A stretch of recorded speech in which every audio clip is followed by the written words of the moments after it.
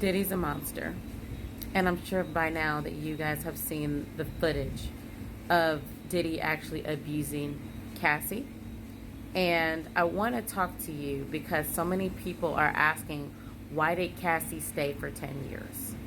And so many people ask that question when they have a loved one or a friend or somebody who stays in an abusive relationship, but they don't understand why somebody doesn't walk away from the abuse.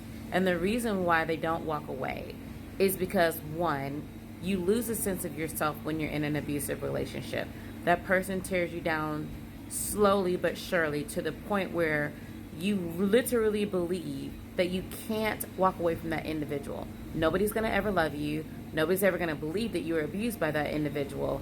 And if you walk away, then they're going to find you. And you're going to be in danger. And if, like Cassie, you're with somebody who's extremely powerful, then you are terrified. Where can you go? Where you feel like you can be safe because the people around him has been protecting him. He knows powerful people. I've helped so many clients who were in this situation where they're with a husband who is higher up.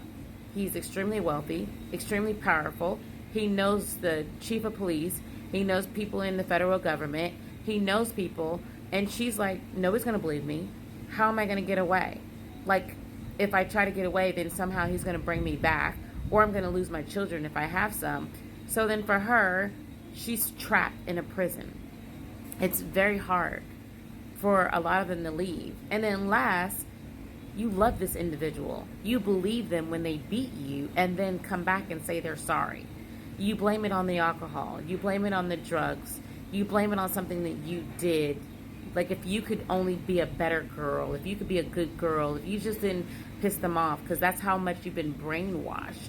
That's how much you have been mentally abused to the point where you believe that it is your fault. And when they tell you that they're sorry and they're crying and they're passionate and saying that they will change, you actually are hoping and praying that this time it's for real.